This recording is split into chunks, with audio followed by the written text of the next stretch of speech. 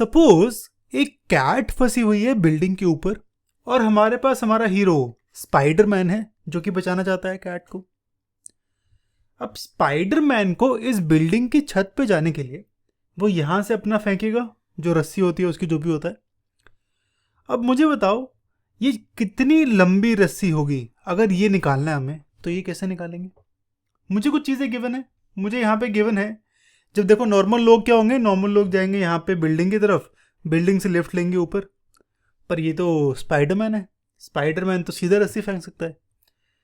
तो मुझे बताओ कि ये डिस्टेंस ये कितना होगा, कितनी लंबी रस्सी फेंकेगा वो। अब यार ये सॉल्व करने के लिए सबसे पहले हम पढ़ेंगे एंगल ऑफ एलिवेशन और एंगल ऑफ डिप्रेशन, जो कि एक्चुअली एप्लीकेशन है ट्रिग्नोमेट्री की। एप्लीकेशन का मतलब यूज है ट्रिग्नोमेट्री का। ट्रिग्नोमेट्री का रियल लाइफ यूज क्या है वो यहाँ पे आएगा इस चैप्टर में। एक्चुअली हम यहाँ पे पढ़ेंगे हाइट्स एंड डिस्टेंसेस। इसका नाम होता है हाइट्स एंड डिस्टेंसेस क्योंकि यहाँ पे हम हाइट और डिस्टेंस निकालते हैं। तो सबसे पहले तो मैं यहाँ पे सिर्फ एंगल ऑफ एलिवेशन देखूंगा क्या होता है, एंगल ऑफ डिप्रेशन क्या होता है, चेक करेंगे कि क्या ये दोनों इक्वल हैं। फिर एक इजी एग्जाम्पल हाइट का और एक इजी एग्जाम्पल डिस्टेंस का। ये बिल्कुल बेसिक वीडियो है इस टॉपिक की, ताकि आपको कंसेप्ट्स क्लियर हो जाए। बहुत छोटी वीडियो होगी। इसके बाद वाली जो वीडियो है उसमें मैंने सारे क्वेश्चन सॉल्व करे हुए हैं। मैं हूं दवनीत। स्टार्ट करते हैं इस वीडियो को।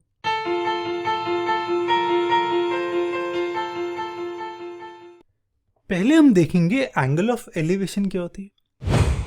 हम सेम फिगर देखें अपनी, तो यहां पे देखो, अगर स्पाइडरमैन यहां खड़ा है और वो सीधा देख रहा है तो वो कुछ ऐसे दिखेगा इस डायरेक्शन में। अब इसको ऊपर देखने के लिए इसको अपनी मुंडी घुमानी पड़ेगी, तभी ऊपर देखेगा। तो यही चीज मूव होके ऊपर आ जाएगी, यानी ये यहां से लेके पहले यहां देख रहा था, अब मूव होके यहां आ जाएगा। ठीक है।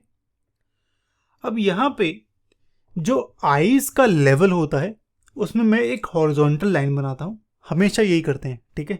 जहां से देख रहा है बंदा उसके लेवल पे एक हॉरिजॉन्टल लाइन बनाते हैं। हॉरिजॉन्टल का मतलब ऐसे लेटी हुई, ठीक है। ये सीधी होती है वर्टिकल, ये होती है हॉरिजॉन्टल। ओके।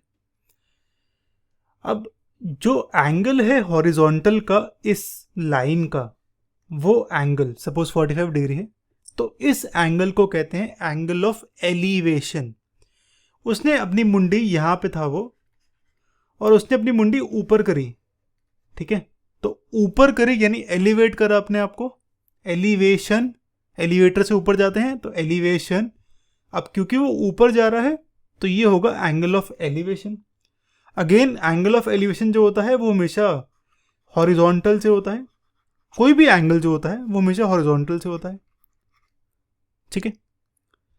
और ये जिस डायरेक्शन में देख रहा है, यानी इसकी आंखें जिस डायरेक्शन में जा रही हैं उसको कहते हैं लाइन ऑफ साइट, ठीक है। आपको दो वर्ड्स नए आज को नए सीखने को मिले, एक लाइन ऑफ साइट और एक angle of elevation. Line of site होता है उसकी आंखें किस डायरेक्शन में जा रही हैं। एंगल ऑफ एलिवेशन जो एंगल है हॉरिजॉन्टल से, ठीक है। अब एंगल ऑफ एलिवेशन होगा जब स्पाइडरमैन ऊपर देख रहा है। ओके। अब आप नोटिस करो, ये एक बहुत ही प्यारा सा ट्रायंगल बन रहा है, जिसमें देखो एक साइड ये, एक साइड ये, और अगर इन दोनों को ज्वाइन कर दूं 90 डिग्री पे, तो अब मुझे पता है मुझे ये डिस्टेंस निकालना है, तो इसको d मान लेता हूं। मुझे ये डिस्टेंस पता है 100, ठीक है। अगर मैं इसको ABC मार्क करूं फिलहाल के लिए, ठीक है, तो मुझे ये वाला एंगल पता है, यानी मुझे साइड एडजेसेंट पता है, मुझे हाइपोटेन्यूज निकालना है। अब इस केस में आपको याद होना चाहिए आपका 100 का टोआ। इसमें मुझे क्या क्या पता है, मुझे एडजेसेंट पता है। एडजेसेंट का मतलब या तो कॉस यूज होगा या टैन यूज होगा। निकालना क्या है, हाइपोटेन्यूज, तो मेरा यूज होगा कॉस, ठीक है। तो C होगा एडजेसेंट बाय हाइपोटेन्यूज, तो ये होगा मेरा कॉस, और कॉस C होगा, ये कॉस C होगा एडजेसेंट बाय हाइपोटेन्यूज। एडजेसेंट का साइड है BC, हाइपोटेन्यूज मेरा डिस्टेंस जो निकालना है कॉस सी है 45 डिग्री, तो ये होगा cos 45 degree equal to B C की वैल्यू 100 है और डी मेरा डिस्टेंस है। इसको सॉल्व करूंगा तो डी आएगा, ये 1/√2 इक्वल टू 100/d, तो डी आएगा 100√2 मीटर। ठीक है, मीटर लिखना ना बोलना। तो इस तरीके से हम ऐसे डिस्टेंस निकालते हैं। ठीक है, बहुत ही ईजी था। एंगल ऑफ एलिवेशन बताया, लाइन ऑफ साइट बताई, और कैसे निकलता है वो बता दिया। अब एक बार डिप्रेशन वाला भी देख लेते हैं। एलिवेशन में ऊपर देखते हैं तो डिप्रेशन में नीचे देखते होंगे, है ना। तो इस केस में मान लेते हैं स्पाइडरमैन अब छत पे बैठा है, आगे ऊपर चला गया वो, अब उसको नीचे एक डॉग दिख रहा है। ठीक है, तो अब अगर वो सीधा देखे तो वो इस डायरेक्शन में देखेगा, बिल्कुल सीधा, तो ये होगा मेरा हॉरिजॉन्टल। और अगर वो इस डॉग को देखेगा तो वो देखेगा कुछ इस डायरेक्शन में, है ना। तो यानी ये होगा मेरा लाइन ऑफ साइट, यानी जिस डायरेक्शन में देख रहा है वो। और अगेन मैं एंगल जो बनाऊंगा हमेशा हॉरिजॉन्टल से बनाऊंगा, है ना। तो हॉरिजॉन्टल से जो एंगल बनता है लाइन ऑफ साइट का, उसे कहेंगे हम एंगल ऑफ डिप्रेशन। और ये एंगल यहां पे सपोज गिवन है 60 डिग्री। ठीक है, तो अगेन मेरा हॉरिजॉन्टल ये होगा, लाइन ऑफ साइट मेरी ये है। तो अगर मैं नीचे की तरफ देख रहा हूं, मेरी लाइन ऑफ साइट नीचे की तरफ है, तो हॉरिजॉन्टल से जो एंगल बनेगा वो होगा एंगल ऑफ डिप्रेशन। ठीक है, अब एंगल ऑफ डिप्रेशन हो गया तो मुझे 3 वर्ड्स पता चल गए, एलिवेशन का एंगल, डिप्रेशन का एंगल और लाइन ऑफ साइट। अब यहां पे अगर सपोज मैं इस ट्रायंगल को पूरा करूं तो मैं मान लेता हूं बिल्डिंग की हाइट 100 मीटर गिवन है। ठीक है, मुझे अगेन ये डिस्टेंस डी निकालना है। ये कैसे निकलेगा? अच्छा, डिस्टेंस डी छोड़ देते हैं, मुझे यहाँ पे निकालना है डॉग का डिस्टेंस बिल्डिंग से, यानी मुझे ये डिस्टेंस डी है, ये निकालना है। ये कैसे निकालेंगे?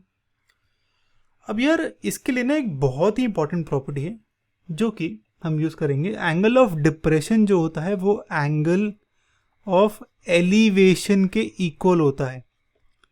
डिटेल में हम अगले में डिस्कस करेंगे, पर अभी यहां पे देखते हैं।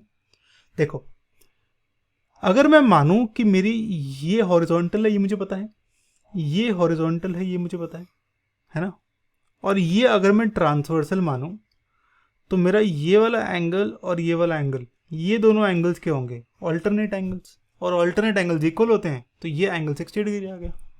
ठीक है, तो अब मेरा ये ए बी सी मान लेता हूं, ये डिस्टेंस डी है जो कि मुझे निकालना है, और मुझे ऑपोजिट साइड पता है, एडजेसेंट निकालनी है। तो अगेन यूज करता हूं सो का टोआ। तो अब मुझे एडजेसेंट निकालनी है और ऑपोजिट पता है, यानी ओ और ए जो कि टैन में यूज होता है। तो मैं यहाँ पे यूज करता हूँ टैन सी। टैन सी होगा ऑपोजिट बाय एडजेसेंट। इसको निकाल के मेरे को कमेंट में बताओ कि कितना आएगा, जो मेरा डिस्टेंस है डॉग का बिल्डिंग से वो कितना आएगा। ठीक है, ओके।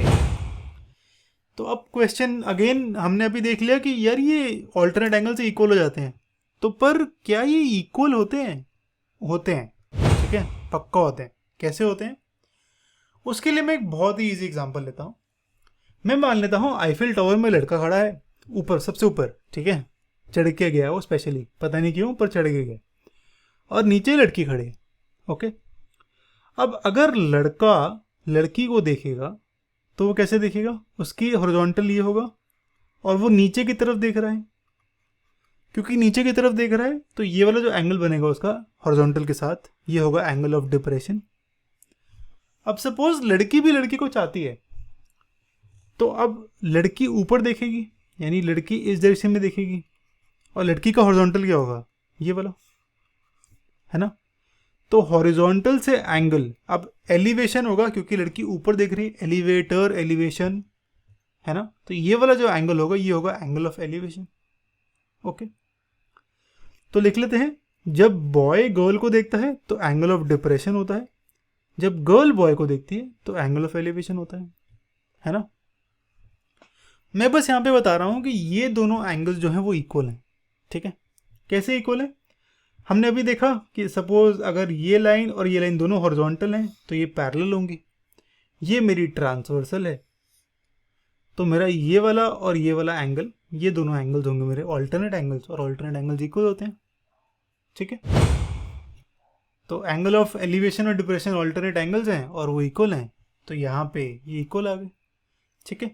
तो हमने अभी देखा कि एंगल ऑफ एलिवेशन कुछ होता है, डिप्रेशन कुछ होता है, लाइन ऑफ साइट कुछ होती है, और एंगल ऑफ डिप्रेशन और एलिवेशन इक्वल होते हैं, ठीक है। ये सबसे इंपॉर्टेंट बात था।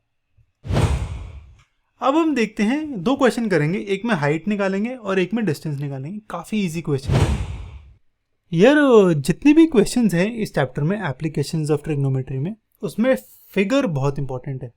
जैसे आपको फिगर समझ आ गई उसके बाद क्वेश्चन आसान हो जाता है, ठीक है। तो फिगर से बनानी is really important.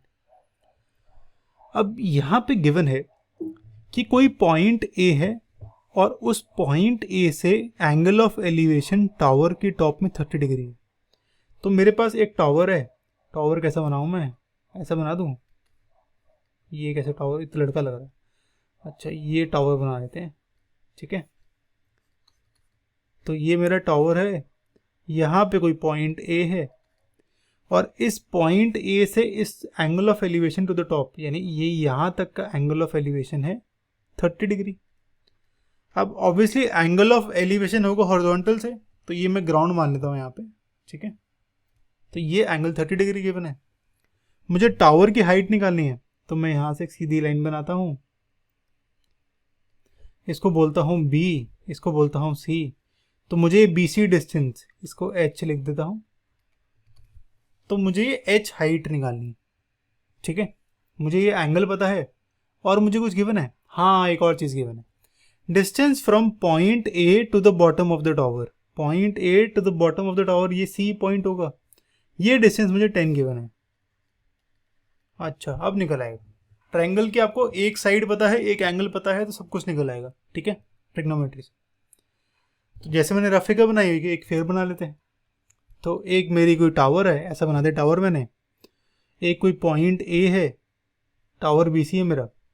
Point A से इस टावर की टॉप में जो एंगल ऑफ एलिवेशन है ये है 30 डिग्री, यानी ये 30 डिग्री है, और ये टावर का बॉटम है C। तो पॉइंट ए और C का डिस्टेंस 10 मीटर गिवन है, ठीक है। तो मेरी फिगर ये ऐसी प्यारी सी बन गई। इसमें मैं ये चीज़ लिखूंगा कि let tower be BC, this angle is this AC is 10, और हमें हाइट ऑफ टावर BC निकालनी है। ये चीज़ इंपॉर्टेंट है। फिगर के 2 मार्क्स अगर 4 में से क्वेश्चन है, इसके हाफ मार्क्स, और एक्चुअल आंसर के 1.5 मार्क्स, ठीक है। पर ये चीज़ ध्यान रखना कि ये चीज़ देखनी जरूरी है जो कहानी है स्टार्टिंग में। अब क्या करना है, अब मुझे पता है, अब देखो मेरे को BC निकालना है ना। तो मुझे इस एंगल के ऑपोजिट साइड निकालनी है और मुझे एडजेसेंट पता है। तो अगेन यूज करता हूं सो का टू।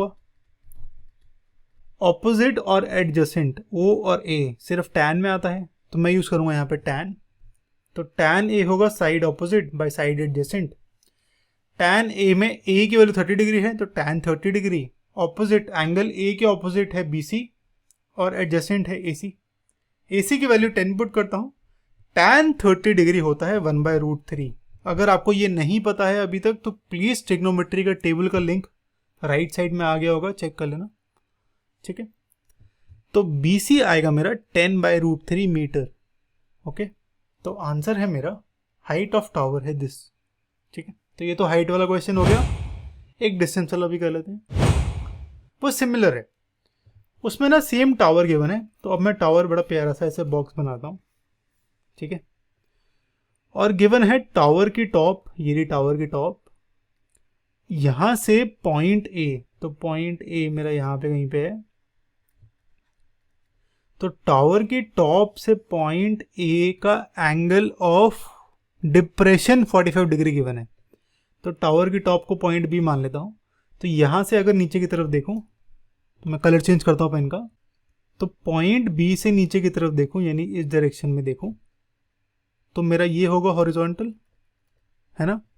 अब पॉइंट B से नीचे देख रहा हूं, तो मेरा ये वाला एंगल जो होगा ये होगा एंगल ऑफ डिप्रेशन, यानी ये होगा 45 डिग्री, ठीक है।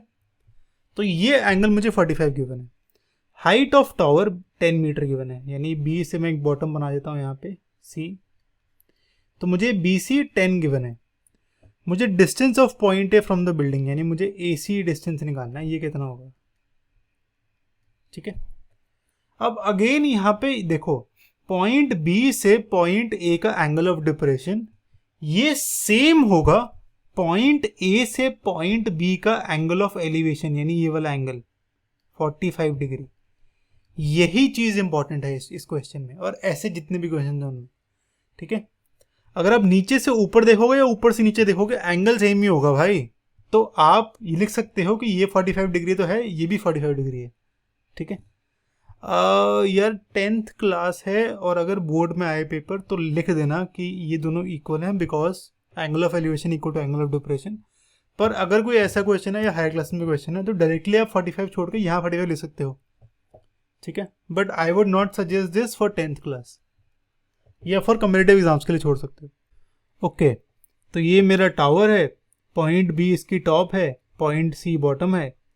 बी से ए की तरफ देख रहा था तो 45 डिग्री था। अच्छा, B C height of tower 10 metre given है, बी से ए की तरफ 45 डिग्री था, तो ए से बी की तरफ भी 45 डिग्री होगा। अच्छा, ये बाद में लिखेंगे, ओ सॉरी। तो एंगल ऑफ डिप्रेशन, तो पहले तो टावर बी सी मान लिया मैंने, एंगल ऑफ डिप्रेशन 45 डिग्री है, तो ये वाला एंगल एक्स बी ए 45, सॉरी 30 नहीं है 45 है, और हाइट बी सी 10 मीटर की बने। अब क्योंकि एलिवेशन और डिप्रेशन का एंगल इक्वल होता है तो मैं कह सकता हूँ एंगल बी ए सी, यानी ये वाला एंगल है 45 डिग्री, ठीक है। अब मुझे बेस ए सी निकालनी है, तो इस 45 के ऑपोजिट ये ऑपोजिट है, और मुझे निकालना है एडजेसेंट। होता क्या है, 100 का 2, तो टैन में ऑपोजिट भी है ओ और एडजेसेंट भी है, तो टैन ए लिखते हैं opposite bye adjacent. Tan A में ए की वैल्यू 45 डिग्री, ऑपोजिट की वैल्यू बी सी और एडजेसेंट की वैल्यू ए सी। वैल्यूज पुट करता हूँ, टैन 45 होता है 1, बी सी 10 है, और अच्छा इसमें उल्टा लिखा है यार, सॉरी यार, तो ये 10 बाई ए सी आएगा, और ए सी की वैल्यू मेरी फिर ए सी आएगा फिर 10 मीटर, ठीक है, यानी रिक्वायर्ड डिस्टेंस 10 मीटर आएगा मेरा। तो ए सी आ गया मेरा 10 मीटर, तो मैंने हाइट निकाल लिया, डिस्टेंस निकाल लिया, मेरे बेसिक्स कवर हो गए। नेक्स्ट वीडियो में हम देखेंगे हमारे क्वेश्चंस, जो कि काफ़ी इंपॉर्टेंट है, एप्लीकेशंस ऑफ ट्रिग्नोमेट्री के हम क्वेश्चंस चेक करेंगे। वीडियो अच्छी लगी तो सब्सक्राइब करना ना भूलना, और कुछ भी दिक्कत तो कमेंट कर देना, और यार शेयर कर देना यार, सब कुछ कर देना, देख लेना यार, ठीक है। चलो, सी यू गाइस।